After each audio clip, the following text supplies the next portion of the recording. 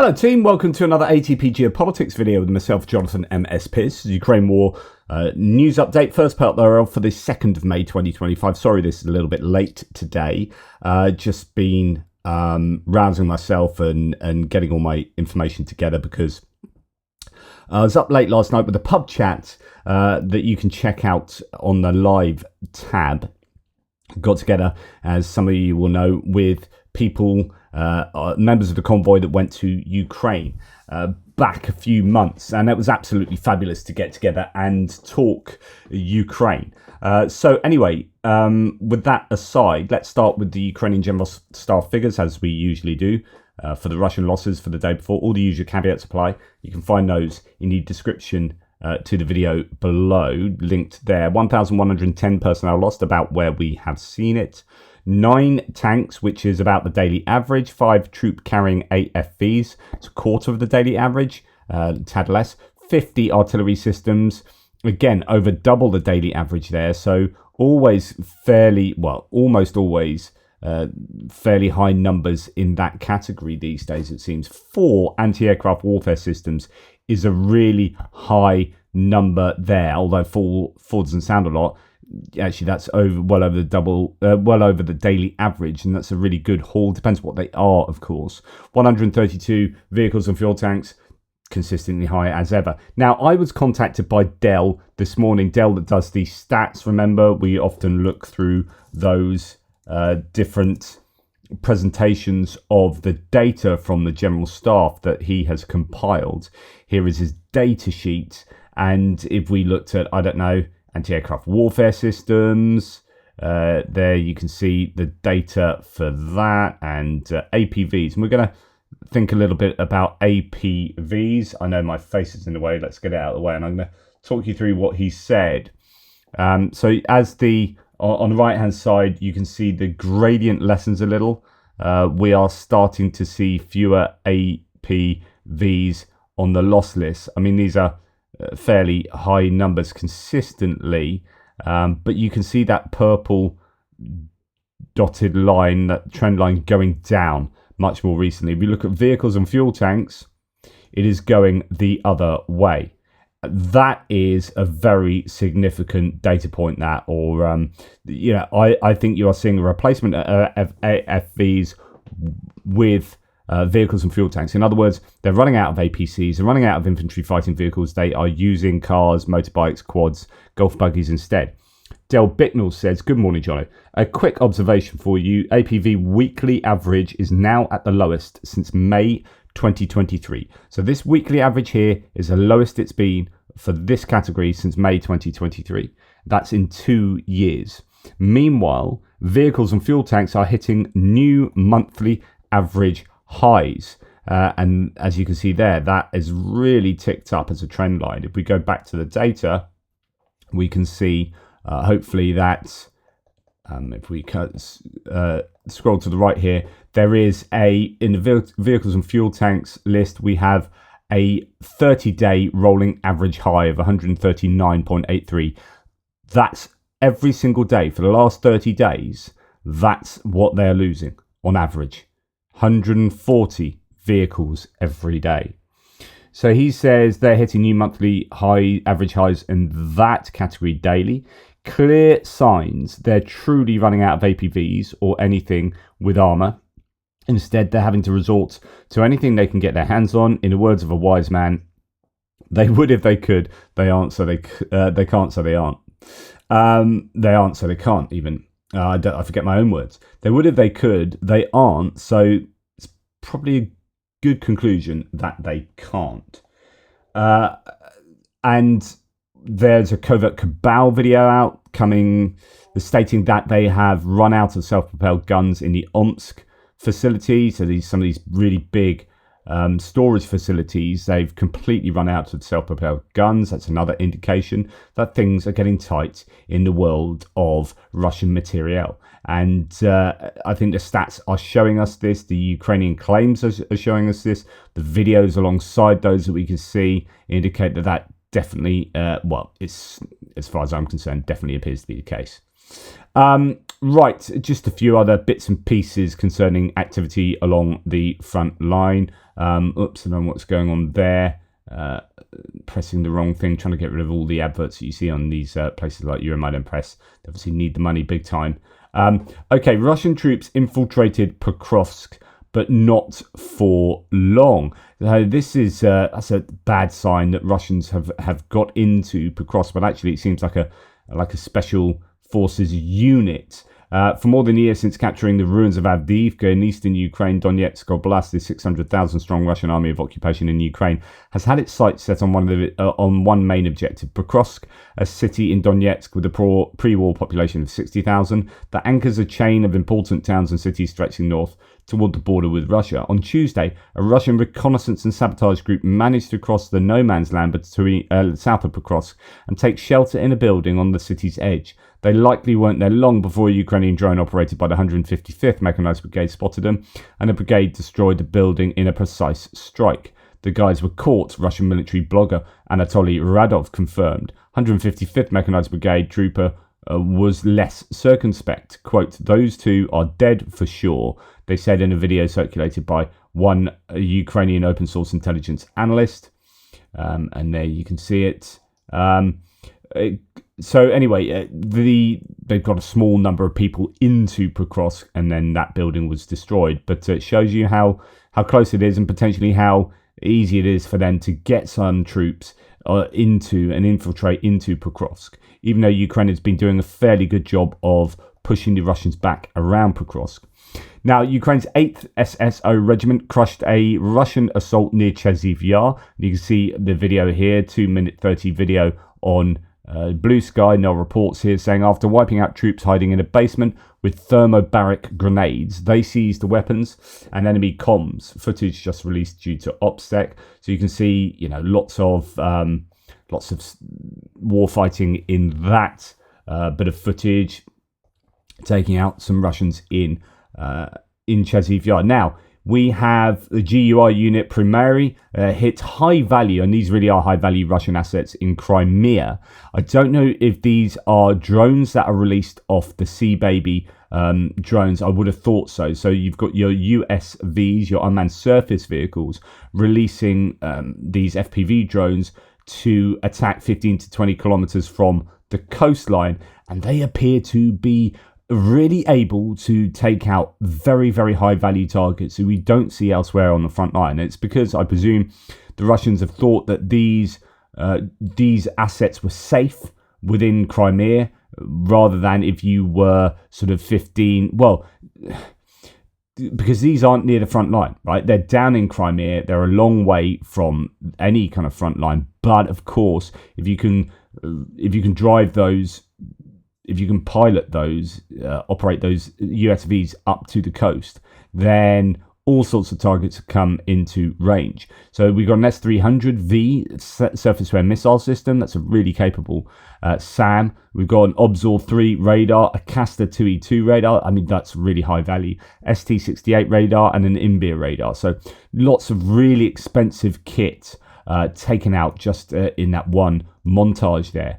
Really significant activity from the Ukrainians there. Now, Russians have started piecing together budget kamikaze drones from hoverboards, fastening them with metal frames and arming them with mines. So the Russians then themselves coming up with low-tech, kind of low-cost drones to answer the Ukrainians who have been doing a lot of this themselves. You've got there a little drone on remote control or on hoverboard wheels, some tiny little buggy going up with a T-62 mine, which is pretty powerful stuff, and blowing up a dugout there. A Russian mill blogger, Romanov, is shocked again. Grazimov told Putin that Kursk Oblast was fully liberated, while fighting still rages near the border. But why the surprise? Lying to the president is practically a job requirement at the Russian MOD. So this is, I reported yesterday that there was still activity in Kursk, and in fact Putin admitted it as well, having just said that there was no Ukrainian activity there, that Ukraine has been pushed out of Kursk. So this is Romanov. Soldiers of the armed forces of Ukraine are requesting permission to withdraw from positions on the border of the Kursk and Sumy regions, but the command ignored their request. This was announced by the intelligence commander of the 11th Separate Guards Airborne Assault Brigade with a call sign League based on radio intercept data.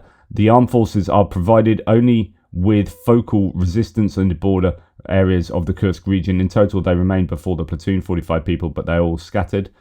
Said the commander of the 11th Separate Guards Airborne Assault Brigade with the call sign Barkas. So, stop. But Gerasimov told the president that the Kursk region had been liberated. He couldn't lie to the president, could he? Again? The idea that you've got recognition among the Russian mill bloggers that, Gerasimov, as it says here, is not the first to lie to the president. So there you go. There is some dismay there. Now, here we have the video of an assassination attempt on Serhii Sternenko, who is a bit of a legend. I was going to try and interview him, actually. Lots of people have asked me to interview this guy. He raises an awful lot of money for drones for Ukraine, and he's coming out of some meeting or somewhere here, and you've got a woman waiting for him who has a gun, and he comes out, takes a shot at him as far as I can work out. There you go, shoots him. He's then been hit. He actually gets into the vehicle. She gets detained here by his bodyguard and actually ends up in detention. He's driven quickly away and taken to hospital. He had a bullet removed during surgery, said he's okay. Police say she was paid by Russia, rented an apartment in the same block, and carried out surveillance on Ukraine's drone hero before the attack. So that's the situation there, and there she is under in captivity. And we hear that the security services here prevented the murder of the journalist and volunteer. So Sternenko was targeted, wounded by the woman. His injuries are luckily not life-threatening. Comes only days after Russians returned the body of journalist Victoria Roshchina. As I reported, the Ukrainian journalist was tortured to death by Russian captors in Russian-occupied Ukraine. Her organs and even eyeballs were taken out.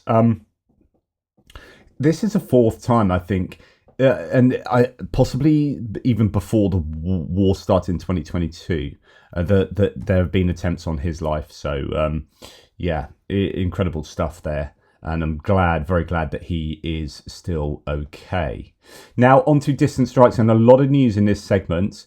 Okay, we'll start with the Russian drone attack on Ukraine. Statistics from Russia's overnight attack. Again, 16% long-range drones got through defences. On the live stream last night, someone asked a question, and it's something I've been thinking of, which is, I wonder how many of the drones that get through are actually loaded with explosives, because not all of these Shahids are.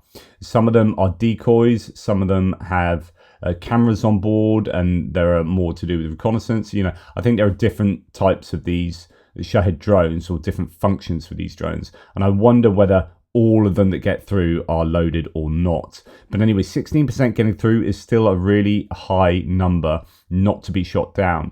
It's been a fairly steady percentage of late, says Tim. 150 drones were fired, 64 shot down, 62 stopped by electronic warfare. I asked Ivan from Car for Ukraine what he thought the reason would be behind their decreasing interception rates. He, to be honest,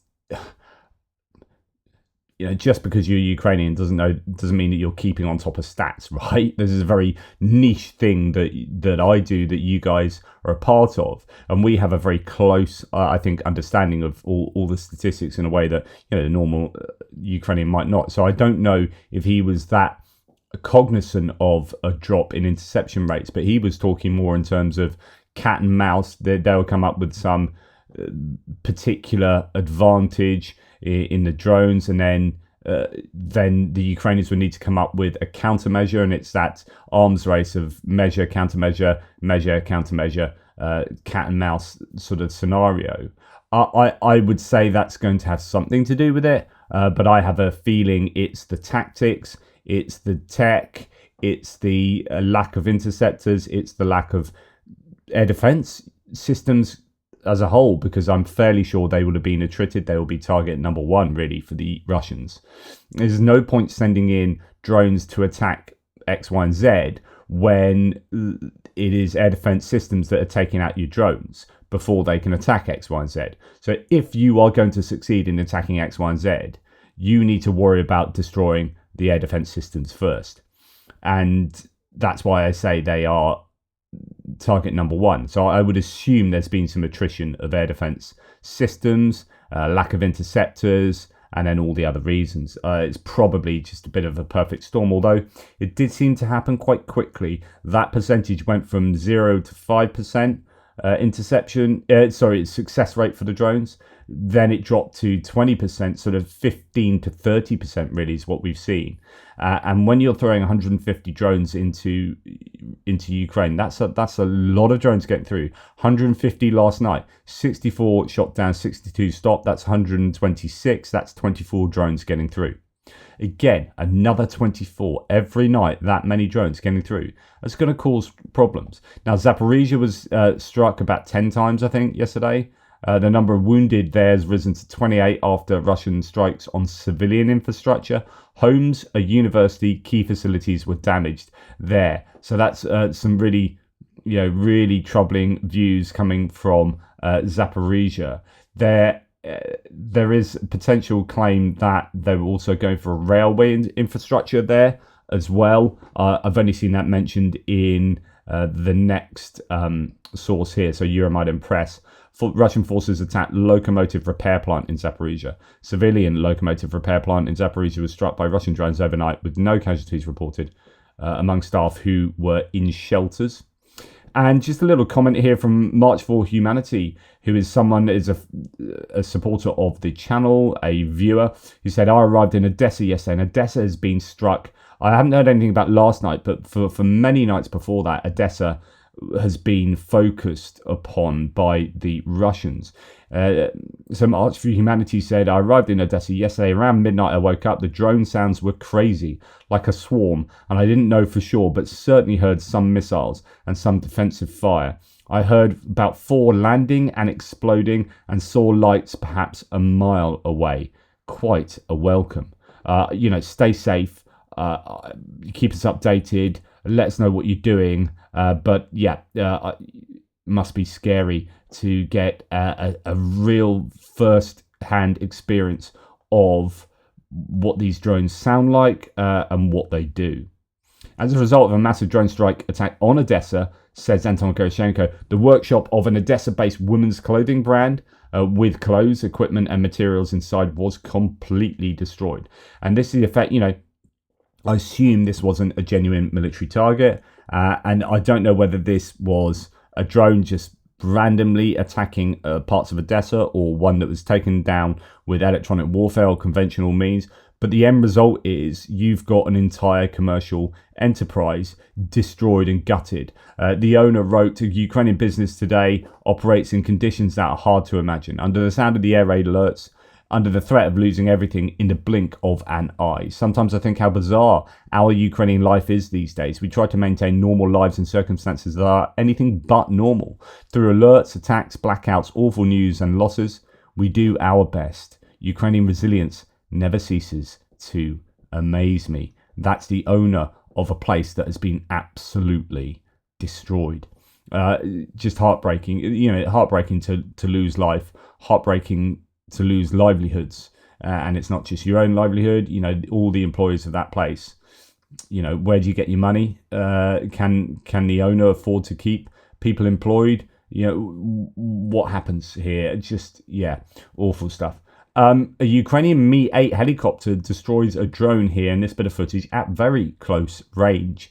I wouldn't want to be that close to a drone to take it out, but it certainly does take it out by the looks of it.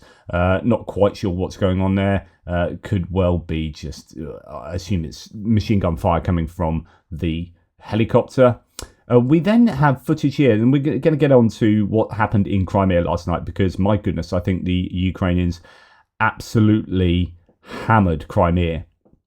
Now, seen off the south coast of Crimea today, says Tim White, as a person filming says, what the F is that? This was a Koktebel, a popular resort at Koktebel, a popular resort close to Feodosia. There are claims that there have been these traffic jams across the Kerch Bridge as the Russians are still en masse coming to Crimea, even though there are oil spills, even though it's a war zone, even though last night there were just absolutely massive attacks on Crimea.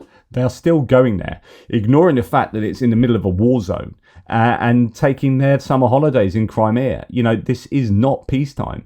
And nonetheless, there were like 3-hour queues on the Kerch Bridge.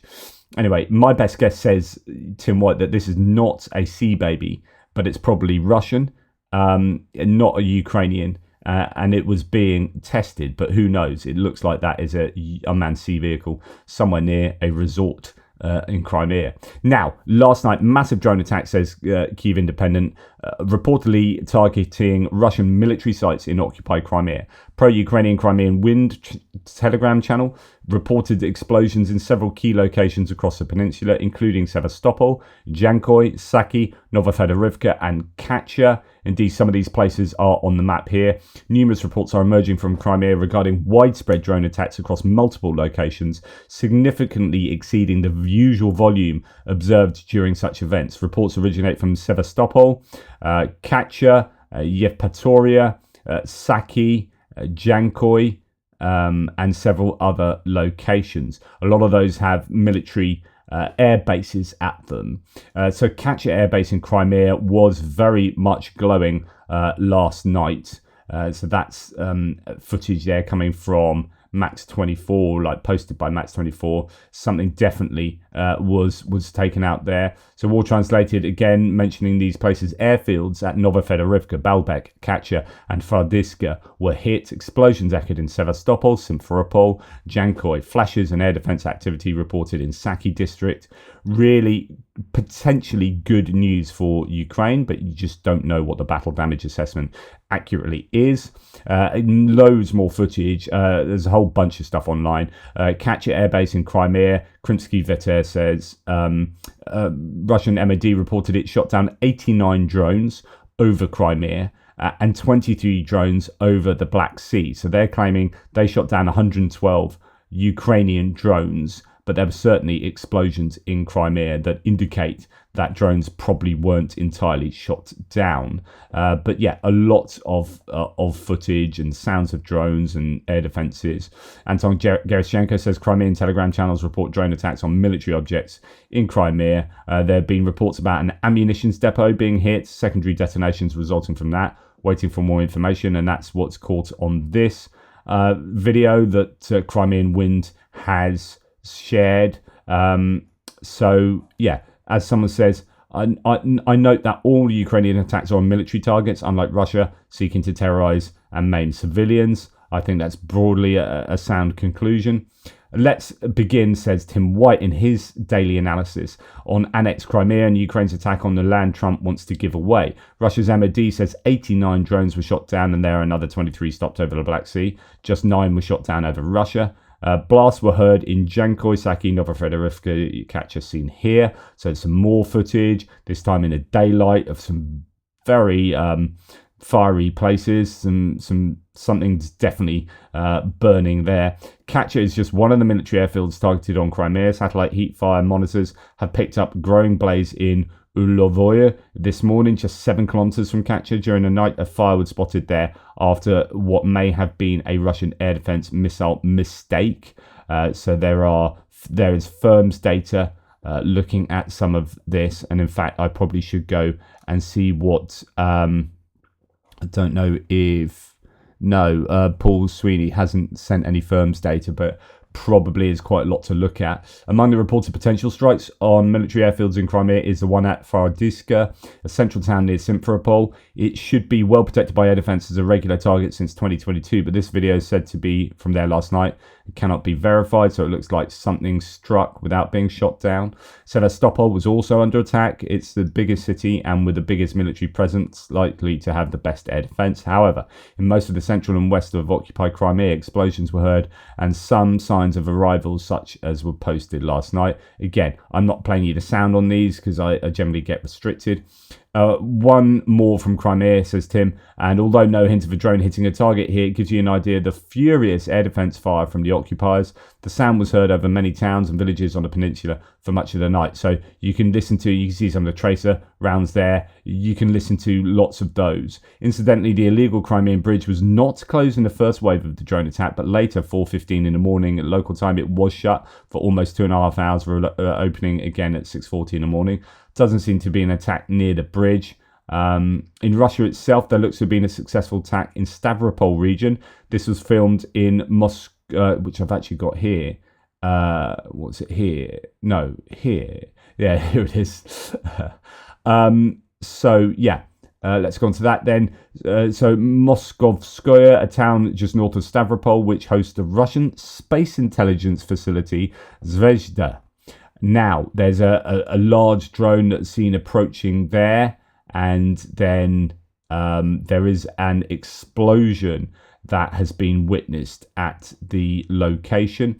Again, in Stavropol, we can see how content people in Russia are to be out in the open filming Ukrainian attacks. They know that then they never see civilians get attacked. And again, that goes to what was just said in another comment. Contrast this to repeated scenes in Ukraine when Russia's drones arrive. There seems to be only one view of the explosion in Stavropol region, and even this is at long range. I've had to magnify it greatly to show it easily, so you can just see an explosion there, and then that big sort of puff of smoke. A reminder, it is likely, though not proven, that Ukraine hit a space intelligence facility there. So this is the location of Russia's secret space intelligence center in Stavropol region. It's just a kilometer west of the center of Moskovskoye. And yeah, we talked about Zaporizhzhia, where the worst of the attacks on Ukraine took place. So you can see lots of damage to civilian infrastructure there. Zaporizhzhia really coming under quite a lot of attention at the moment from the Russians. So anyway, Anton Gerashenko says reports have appeared on Russian Telegram channels that a Russian military unit involved in space intelligence has been under a drone attack. Zvezda object is one of the main stations of Russia's space electronic intelligence system, part of the strategic architecture of Russian intelligence. And there you can see one of those. I don't know, it's smaller than one of those Foxbat ones, I think, is it? They have these sort of small actual planes that have been turned into drones. I don't think that's one of them, though. But yes, so that is being talked about quite a lot. War Translated adds, per Ukraine Center for Countering Disinformation, drone struck Russia's Zvezda space intelligence facility in Stavropol Krai. A GRU station since the 70s. It intercepts satellite signals and conducts cyber espionage. One hit confirmed from 3 drones. That's then on the agenda. And I think sometimes the value of hitting these places, even though you probably don't do much damage in sending only 3 drones, 1 may hit.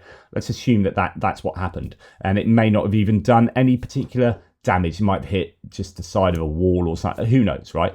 But then the Russians go, okay, this is a really important place. The Ukrainians now know about it and they are targeting it. So what do?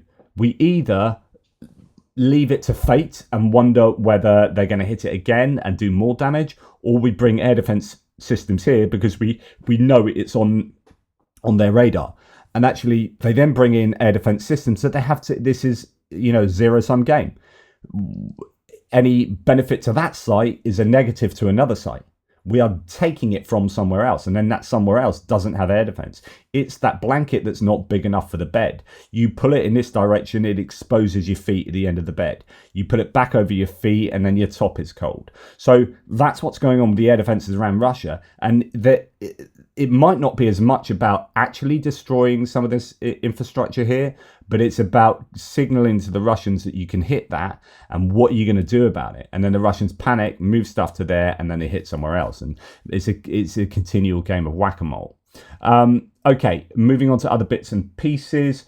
We have news that Ukrainian intelligence took down several major Russian ISPs, including Sibset, leaving thousands without internet, sources tell RBC. Cyber units of the GURMO launched attacks between April the 30th and May the 2nd, targeting infrastructure in Siberia. Good news there. Around, and this is a staggering number, 8,000 Ukrainian soldiers and 2,000 civilians are confirmed to be held by Russia, says Irina Vereshchuk, During exchanges, some returnees were never acknowledged by Russia, meaning there's still hope for families of the missing.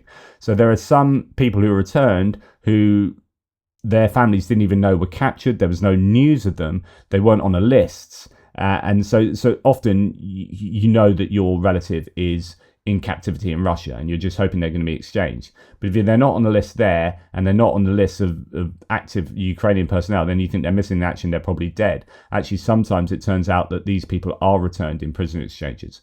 But 8,000, think of how useful those soldiers would be on the front line. The ISW Institute for the Study of War points out that Russia plans mass child deportations. Russia's planning the deportation of as many as 80,000 children from occupied Ukraine under the guise of summer camps, some of which will be placed in high-risk zones of Crimea. Once detached from their parents, they will be filtered to new homes and retrained and educated to support Russian aims and aspirations. This is just one more of Russia's atrocious behaviours, says the analyst, and yet it also says how Russia has no intention of ending the war because Ukraine will insist on the return of their stolen children. In the meantime, Russia is using them as what amounts to human shields in Crimea. So there is that claim worthy of thought. Now, we're going to go to the US just for a short while. I reported last night in this breaking news update that Trump has fired his security advisor, Mike Waltz. I don't think this is good for Ukraine. I think what will eventually happen will probably be a net loss for Ukraine. He has been demoted, and Trump celebrated this as we're going to move him to the UN as ambassador to the UN, with the full knowledge that Trump hates the UN, and that is a demotion. It is definitely a demotion. So he is effectively sacked and moved on. Marco Rubio, the Secretary of State, is going to be the interim, according to Trump again, the interim national security advisor, which could be good, but it could also be a poison chalice. This could be a way of him getting rid of Marco Rubio eventually. These people who are actually at least somewhat technocratic, at least have something in terms of expertise in their job roles of knowing about foreign policy, knowing about national security, and knowing about international geopolitics. I'm not a massive fan of Mike Waltz at all, right? But he's somewhat better than some of the absolute crackpot MAGA people that could be put in those roles. Some people are touting that Steve Witkoff could end up being national security advisor. What the frick are you doing, even contemplating putting a billionaire real estate mogul as your national security advisor? It's just crazy time. So anyway, that has happened. I don't think it's good news, really. JD Vance on Mike Waltz's termination and new position. So the vice president said he is being made ambassador to the United Nations, which of course is a Senate confirmed position. So he's trying to say, hey, this is an important role. We brought Mike on to do some serious reforms at the National Security Council. He has done that. I don't know that he really has, but I think Signalgate has caught up with him and he's ended up going his own separate way. And talking about Signalgate and being caught sharing or creating Signal chat groups with people who were, and allowing, in this case, Pete Hegseth to share very important information with people on an unsecured platform and with people that probably shouldn't be receiving that, i.e. Jeffrey Goldberg. And then Pete Hegseth's gone and sorted his own Signal chat groups out with his wife, his brother, his personal attorney, and shared similar stuff. So I think Pete Hegseth is probably going to be on the way at some point. The idea is that he got rid of Mike Waltz, but left it enough time since the event so that it didn't seem like he was being owned by the libs, that this wasn't a win for the media who were criticising Trump.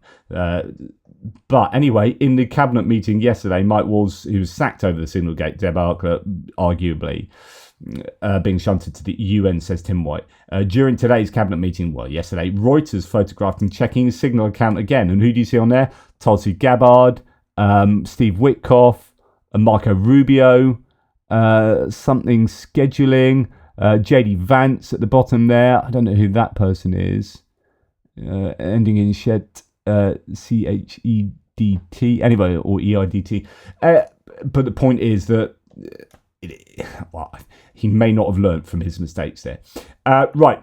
Russia triples its budget deficit forecast for 2025 due to risks of low oil prices from 0.5% to 1.7% of GDP. In other words, they're not earning enough money to compensate for their costs, creating a budget deficit. Russian finance ministry has reduced the forecast for oil and gas revenues for 2025 from 10.94 trillion rubles to 8.32 trillion rubles. That is pretty significant. The inflation estimate has been increased from 4.5% to 7.6%. The forecast for the price of Euro's oil has been reduced from $69.7 to $56 per barrel. That is big. The forecast for the ruble exchange rate has been adjusted from 96.5 to 94.3 rubles per US dollar. The budget deficit has been increased from 1.2 trillion rubles to 3.8 trillion. And the finance minister Anton Siluanov said that defense spending will not be reduced. So they're going to still be spending as much on the war. One would assume welfare gets hit, and that will hopefully lead to discontent among the Russian population. Now, Naftogaz, which is Ukraine's state-owned oil and gas giant, has reported a net profit of $913 million for 2024, marking a 64% increase from the previous year, the company announced yesterday. And that's in stark contrast to Gazprom in Russia and these sort of figures that we've been looking at with the Russian oil price leading to all sorts of woes for Russia. But good news there for Naftogaz. Right.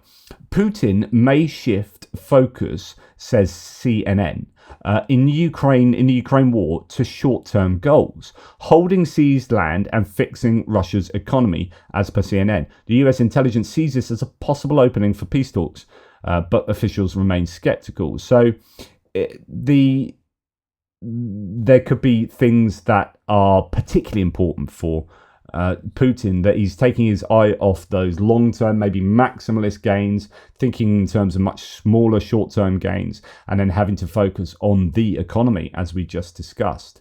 The US wants a swift breakthrough in Ukraine talks, otherwise Trump will have to decide how much more time to spend on it, says Marco Rubio on Fox News. There's no military solution to the war. Wow. So now, I mean, there's so many mixed messages. He's not going to give up. The US aren't going to walk away from Ukraine. And then it's like, no, we do want a swift breakthrough. He's going to have to decide how much more time he's going to spend on it. Otherwise, he's going to be off. JD Vance, this is absolutely fascinating. JD Vance said it's not going to end anytime soon. And I think the Ukrainians, they're angry they were invaded, but are we going to continue to lose thousands and thousands of soldiers over a few miles of territory?